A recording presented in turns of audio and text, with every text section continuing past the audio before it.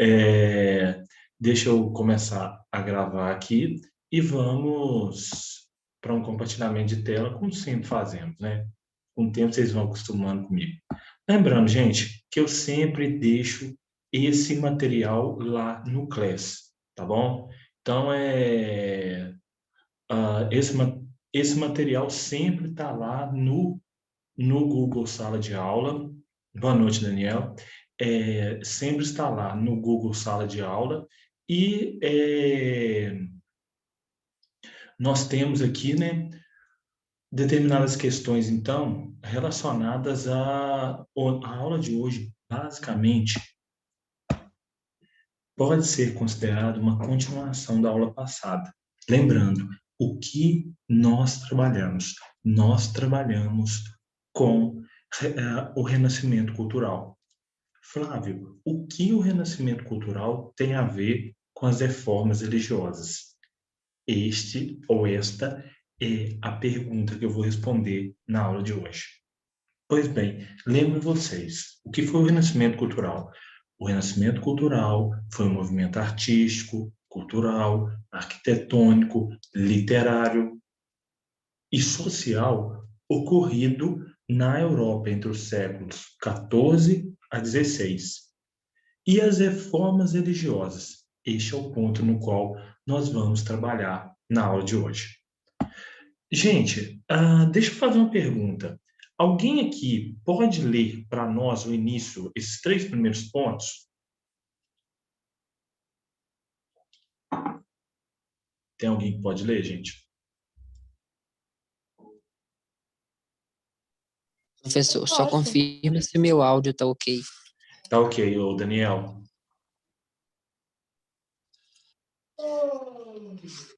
Reformas religiosas. Movimento de divisão política, religiosa e social da cristandade europeia, ocorrido durante o século XVI. Contexto: formação dos Estados nacionais, fortalecimento da burguesia, valorização da razão e do individualismo, aperfeiçoamento da imprensa. O Renascimento está para a cultura, assim como a reforma está para o cristianismo. Até aqui. Bom, em primeiro lugar, nós temos que entender que as reformas religiosas foram para além da religião. Então, né, o foco primário era sim o campo religioso, mas isso afetou o campo social, o campo econômico, o campo cultural, dentro de uma nova forma de organizar a política, o poder político e até mesmo a maneira comportamental das pessoas. Então, é um momento no qual a Europa vivia uma divisão política, uma divisão social, que acabou chegando na cristandade. O que é a cristandade? Né? O cristianismo, basicamente. E dentro desse contexto, uma coisa que contribuiu muito foi a formação dos Estados Nacionais. Flávio, o que a formação dos Estados Nacionais tem a ver com as reformas religiosas? Vou até anotar isso no chat, respondendo essa pergunta, né? A formação dos Estados Nacionais vários aí, vários não queriam uma intervenção estrangeira em seu território. Então, pessoal, com a formação dos Estados Nacionais, vários reis não queriam uma intervenção estrangeira no seu território. O Papa era uma intervenção estrangeira. O Papa, na verdade, não era. Ele é até os dias de hoje. Tudo bem que hoje em dia ele ocupa muito mais o social do que o político. Mas naquele momento, gente, até os finais da Idade Média, as ordens do Papa valiam dentro do que é hoje a Inglaterra, dentro do que é hoje a França, dentro do que é hoje a Espanha, dentro do que é hoje Portugal, dentro do que é hoje a Alemanha, dentro do que é hoje parte da Europa Oriental, como a Polônia. Então, era um poder dentro do que se chamava ali de supranacional. Ele suprimia as nacionalidades. Por isso que, naquele contexto, você tem a formação dos estados nacionais em algumas regiões se chocando com o poder do Papa. Exemplo, Inglaterra, nós vamos ver, a própria Suíça, na França existiam choques entre os reis e os papas. Na Europa Central, que pega hoje a Alemanha, que pega hoje até mesmo a atual Áustria, ocorreram choques fortíssimos. Outro ponto também, fortalecimento da burguesia. Por que a burguesia se chocava com a Igreja Católica? A Igreja Católica condenava o lucro. E a burguesia vivia e vive com base no lucro. Então, ela não acreditava ou não se enquadrava dentro do padrão católico de desvalorização do lucro, de desvalorização da busca de juros, da cobrança de juros, da condenação da cobrança de juros e outras coisas mais. Então, a burguesia precisava de um templo religioso para chamar de seu, porque ela não encontrava isso na Igreja Católica. Valorização da razão e do individualismo. Meninos, a autoridade do Papa, até hoje, ela vale para todos os católicos, independentemente de qual lugar no mundo você esteja.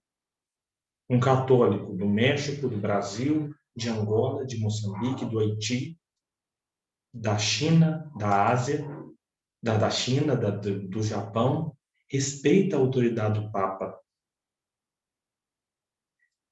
A partir das reformas religiosas, começou a valorizar o individualismo, ponto no qual as reformas religiosas têm em comum com o renascimento cultural. Então, né, tanto no renascimento quanto na reforma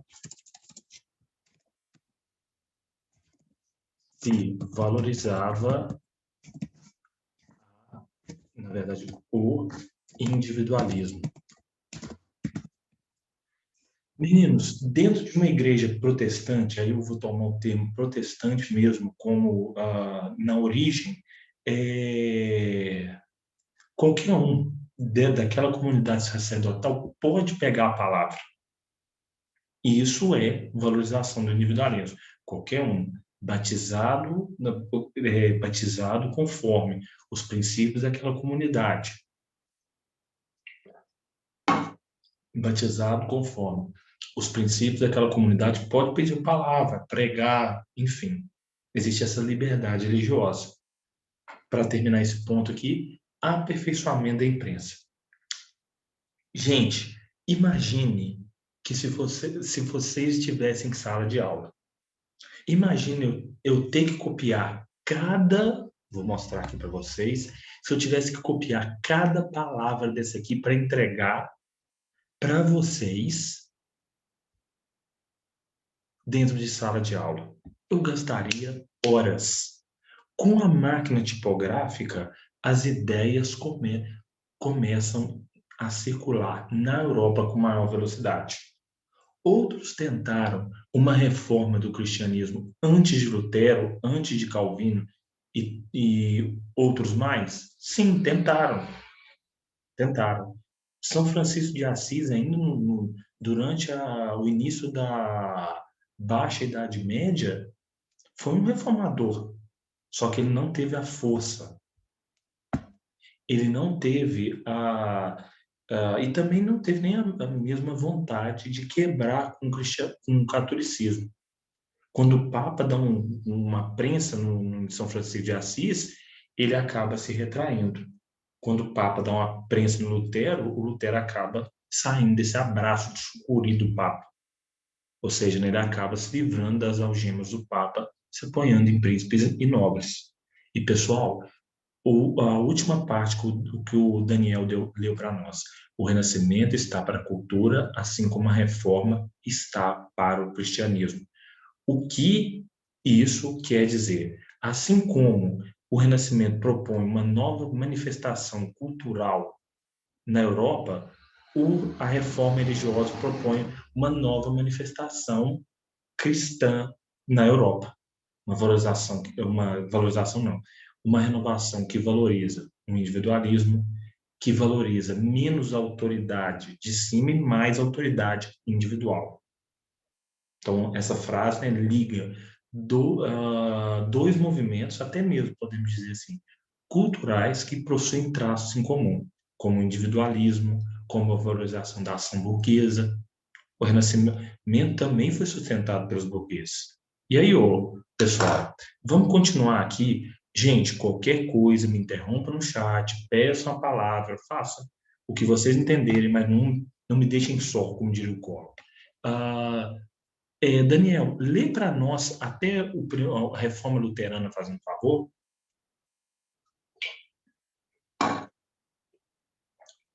Daniel.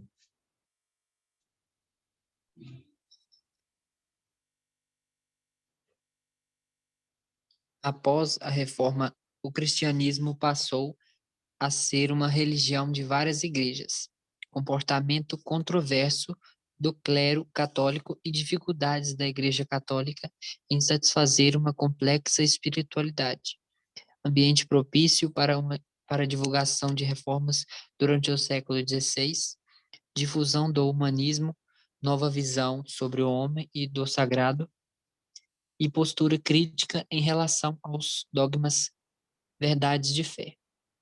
Individualismo, percepção de que a relação entre o homem e Deus poderia existir sem a mediação do clero. Desenvolvimento do clero, fortalecimento do poder real e fortalecimento da burguesia no cenário europeu. Venda das indulgências. Então, vamos pegar cada um dos pontos que nós trabalhamos aqui, que o Daniel leu para nós.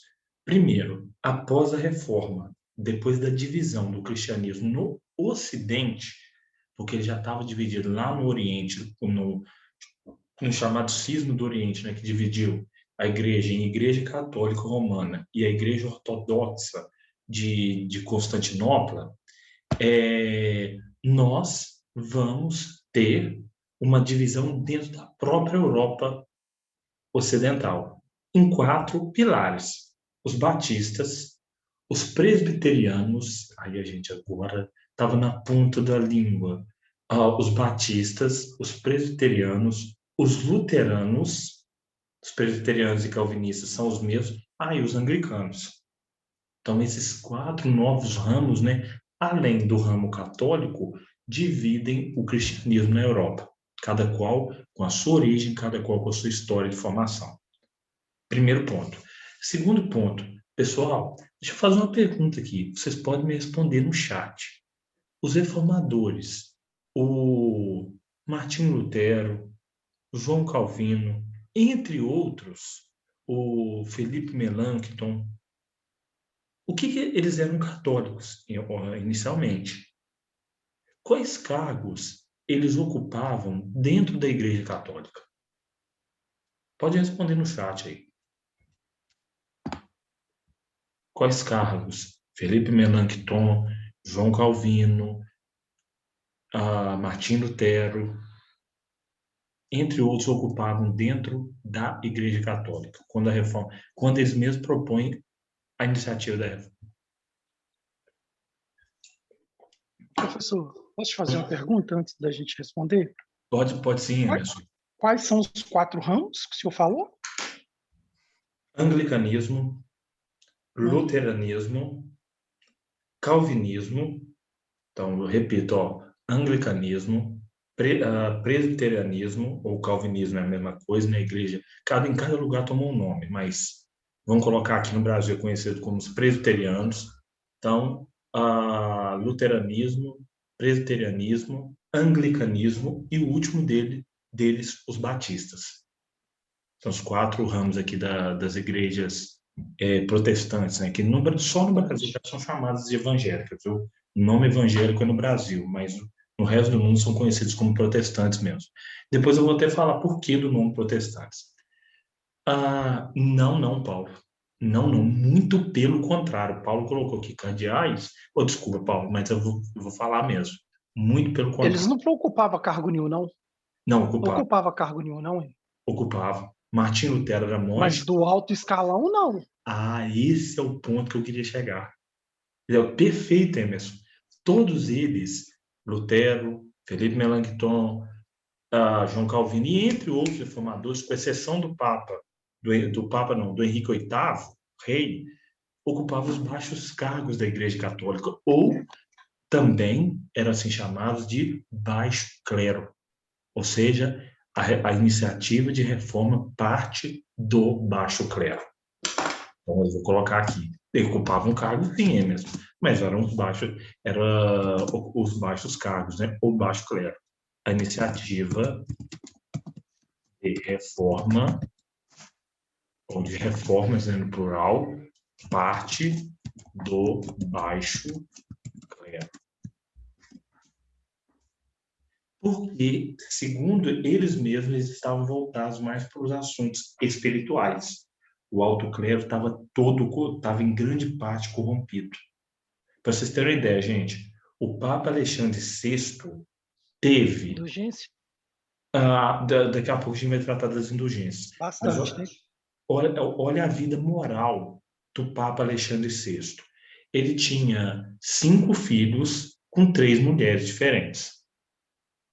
O Papa, segundo o que eu já escutei falar, o Papa Júlio I era pai do Papa Júlio II. E o Papa Júlio II tinha um caso com o Michelangelo, segundo as fofocas históricas nos contam. Fofocas históricas. Eu sou o maior fofoqueiro da história que tem. Eu sou o maior fofoqueiro da história que tem. Então, meninos, mas não só isso sustentou a reforma. Vamos pegar aqui o seguinte. O ambiente do século XVI era propício. Por quê? Era um mundo novo. Lembra lá da música que eu passei, né? Da peça da peça do Notre Dame de Paris. Fale-me de Florença, da Renascença. Fale-me de Bramante, do Inferno de Dante. Lutero vai reescrever o Novo Testamento e nós estamos na sombra de um mundo que se transforma. Então, vamos voltar aqui, meninos. E aí, novas ideias como individualismo, como o próprio desenvolvimento do clero, como o fortalecimento do poder da real e da burguesia, criavam um novo cenário europeu. E aí, para fechar, para ser a cereja do bolo, nós temos as indulgências. O que eram as indulgências?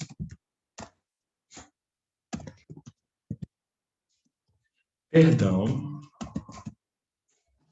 dos pecados mediante a um pagamento realizado junto a uma autoridade religiosa.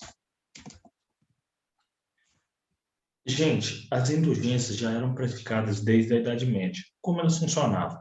Você pedia lá uma absolvição do pecado de um familiar, principalmente de um pai que estava lá nas últimas e tudo mais, chegava para a autoridade religiosa e falava assim, olha, eu preciso de um bilhetinho aí para fazer uma intermediação lá com São Pedro, para que meu pai, minha mãe, meu irmão, enfim, a pessoa que eu quero seja salva. Então, a autoridade religiosa virava para você e falava assim, tá, como é que é o nome dele? É tal. Então, assinava lá, falava assim, este bilhete deve ser entregue para São Pedro. Fala assim, ó, quando seu pai morrer, seu conhecido morrer, coloque isso no bolso dele. Isso valia dinheiro. E aí a pessoa pagava para ter esse documento. Começou também, ou na verdade se intensificou, a venda de relíquias sagradas, como pedaço da cruz de Cristo, pedaço da coroa de Cristo, dedos do apóstolo Tiago e várias outras coisas mais para intensificar os lucros, para se construir a Basílica do Vaticano, né, que é atualmente a Basílica de São Pedro, e também outras igrejas, além do sustento do luxo do alto clero. Então, a Igreja Católica vivia naquele momento numa grave crise moral, afastado, principalmente o alto clero, afastado dos assuntos espirituais. E aí vamos pegar a primeira das reformas aqui de quem teve iniciativa, ou, na verdade, quem teve iniciativa não, quem deu certo com a sua iniciativa, que foi a Reforma Luterana, a primeira delas, né? Daniel, você lê para nós, fazendo um favor, pode ler tudo aqui da Reforma Luterana.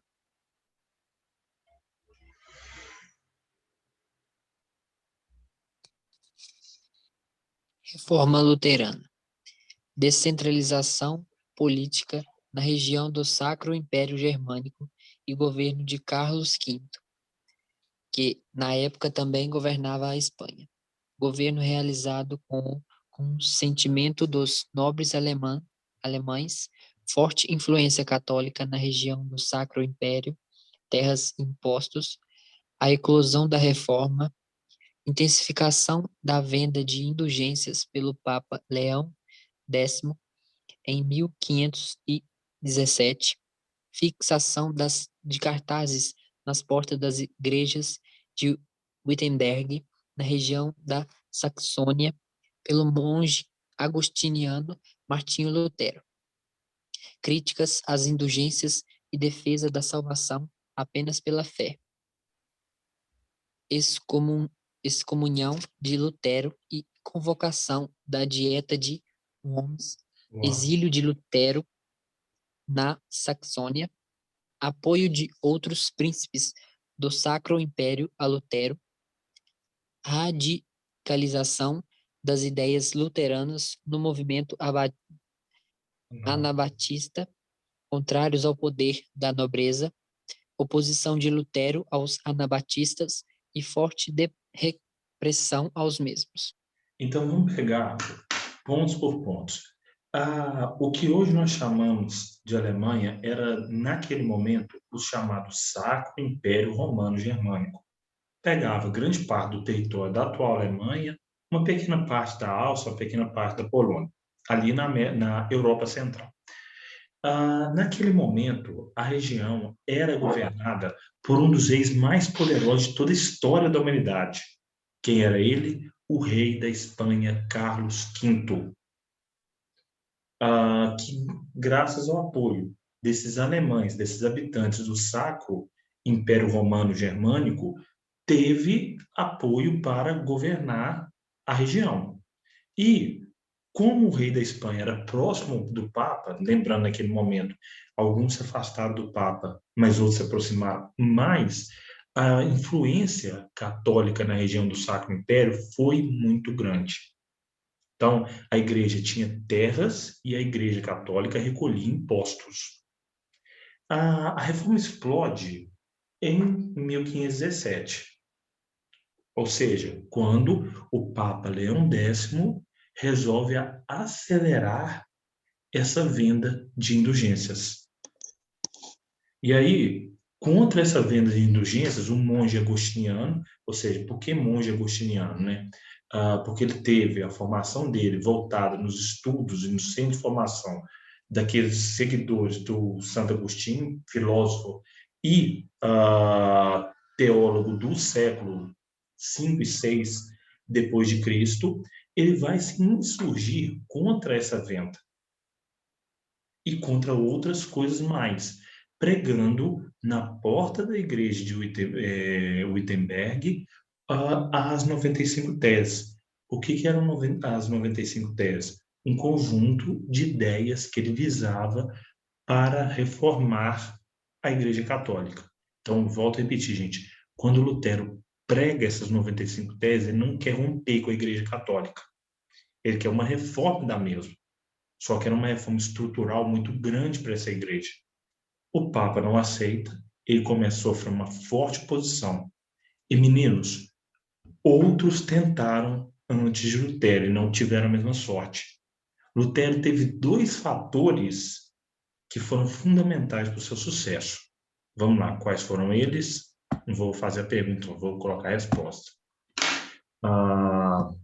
Primeiro, apoio de nobres locais e a imprensa.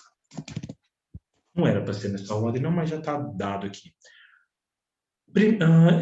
Bom, como a imprensa o favoreceu? As máquinas tipográficas, como eu mesmo falei, permitiram a maior circulação de ideias num tempo bem mais curto. Então, imagina só, gente, escrever letra por letra disso aqui. Demoraria horas. Se eu colocar para imprimir ali, com poucos segundos, com poucos minutos, estarão impressos quantos documentos que eu quiser, ou quantos vocês precisarem. E aí eu vou promover uma circulação de ideias muito mais rápido. Se eu colocar isso na internet, então, mais rápido ainda. Vocês estarão com esses escritos na tela do celular, do computador de vocês. Então, Lutero foi favorecido, naquele momento, por uma maior circulação de ideias promovidas pela máquina tipográfica. E, gente, quando ele se coloca contra a Igreja Católica, alguns nobres, donos de grandes terras, castelos, viraram e falaram assim: pode vir, Lutero, eu te dou abrigo.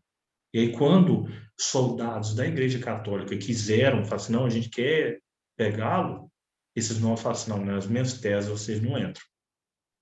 E aí, a reforma começa a ter sucesso, com confrontos.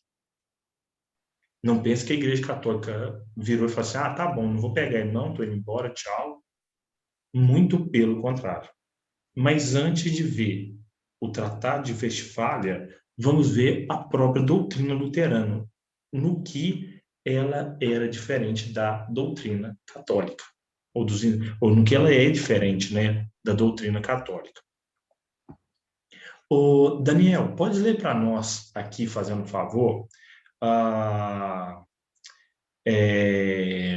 doutrina luterana toda, fazendo um favor. Professor, deixa eu te fazer uma pergunta rápida. Pode falar, Emerson. Esses soldados, quando a igreja tenta vai atrás de Martinho Lutero, você falou desses soldados. Soldados na época já eram os cavaleiros templários? Não, isso aqui, os cavaleiros templários são do período anterior, né? Muito se fala sobre os cavaleiros templários, mas pouco se conhece sobre eles, né? Um caso curioso. Vamos lá. Bom, o Daniel, pode ler para nós aqui. Hoje eu estou pedindo o Daniel Emerson para a gente dar uma rodada. Amém.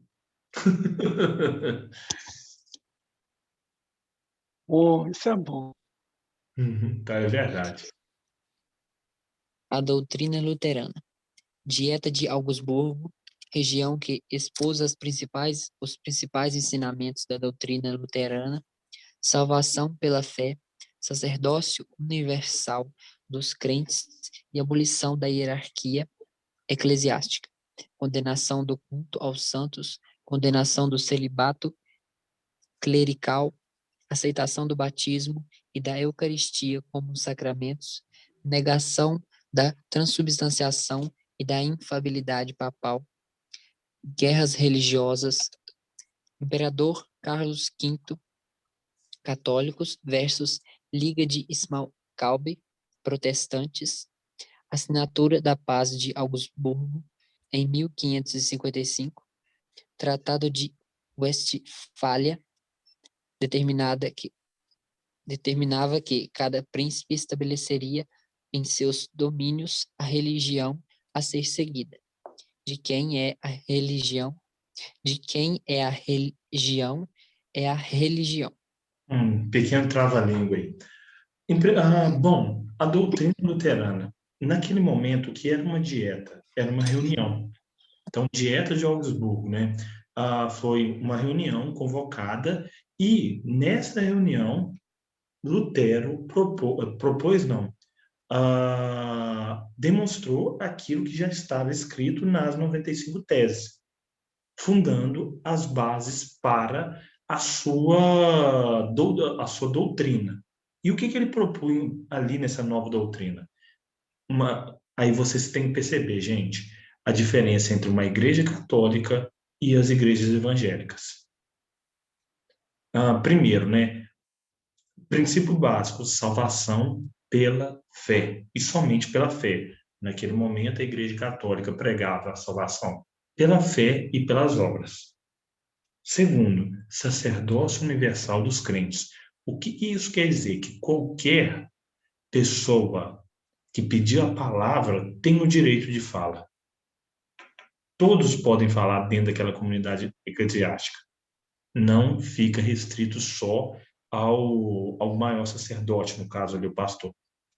Outro ponto também, abolição da hierarquia eclesiástica. Dentro das igrejas evangélicas, você não vê papa, bispo, cardeal, presbítero, ou pelo menos nas primeiras, né? Você não vê muito isso. Você vê lá o pastor que organiza a vida, organiza a comunidade, mas nada além dele. Aí, em outras igrejas, com o tempo, é que no Brasil foram criando bispo Macedo, bispo não sei o quê, enfim. Esse tipo de coisa. Mas que eu não vou entrar aqui, porque eu estou sendo gravado, tem que colocar essa aula no YouTube.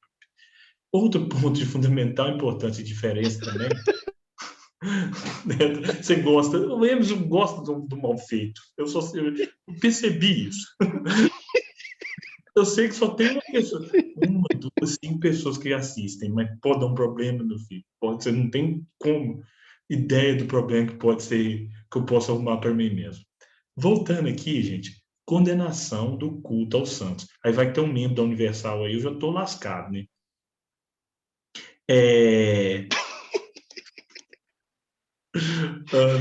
Pessoal, mas uma outra diferença não existe culto aos santos nas igrejas evangélicas.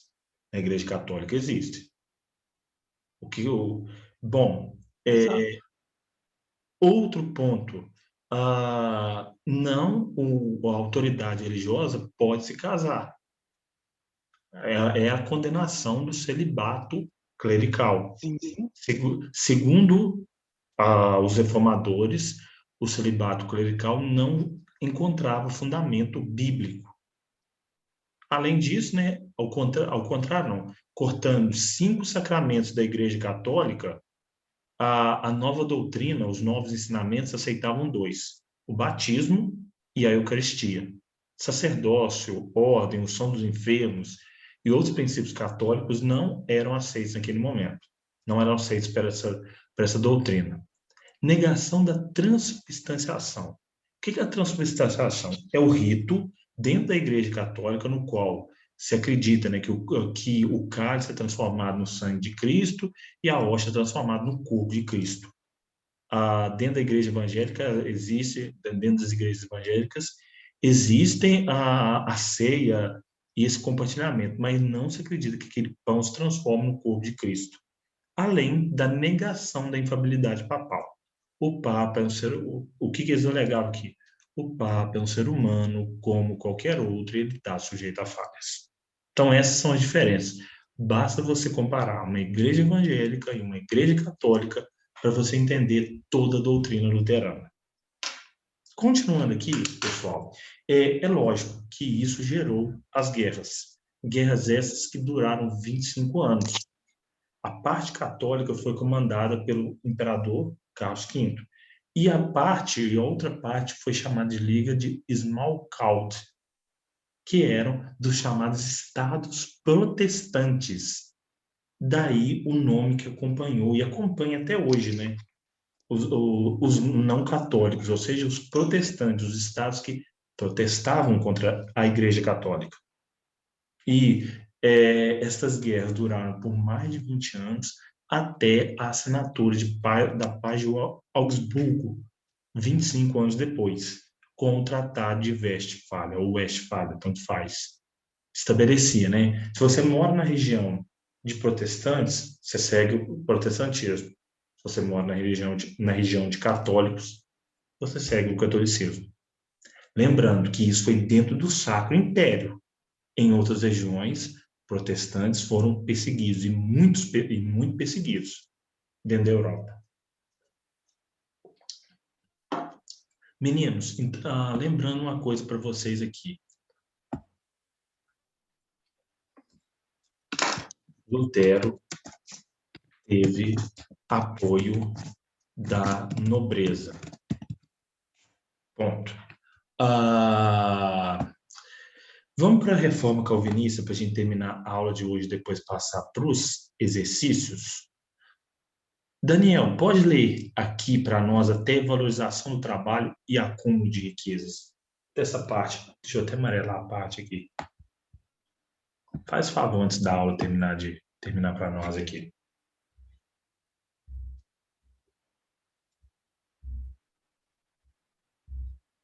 Daniel? De reforma calvinista até onde? Até onde marquei em amarelo aqui? Ah, tá. Reforma calvinista. João Calvino foi um dos principais incentivadores do protestantismo na cidade de Genebra, na Suíça.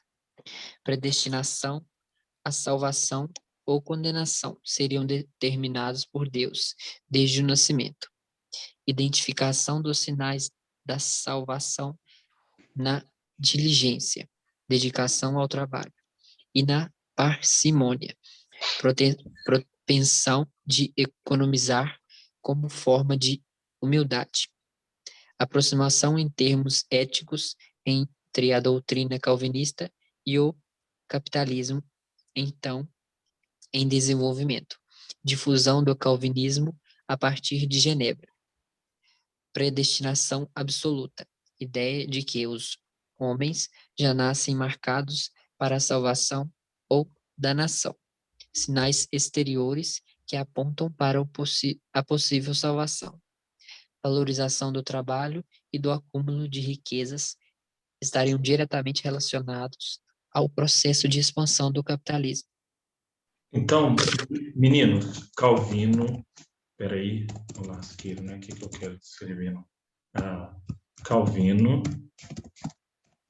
teve apoio da burguesia. E eu já vou explicar o porquê. Depois, na próxima aula, vocês entram no próximo link lá. Hoje tem 2, no segundo, para nós fazermos exercícios.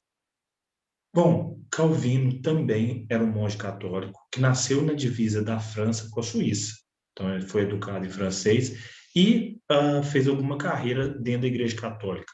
Muito novo e estudioso da Bíblia, ele vai começar a defender a ideia de predestinação, ou seja, a ideia de que você já nasce salvo ou condenado ao inferno. E o que você pode fazer para mudar isso? Nada. Mas você já sabe disso? Não.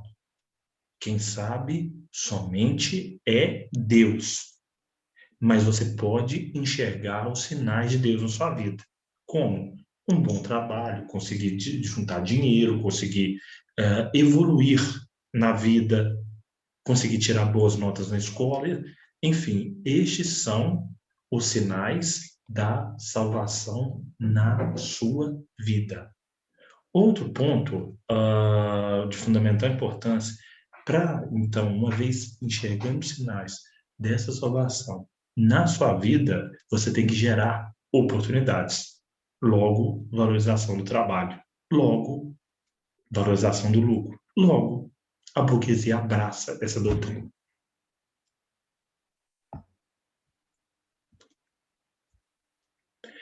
Sobre isso eu posso falar assim que o chat cair, gente, que vai cair daqui a pouco.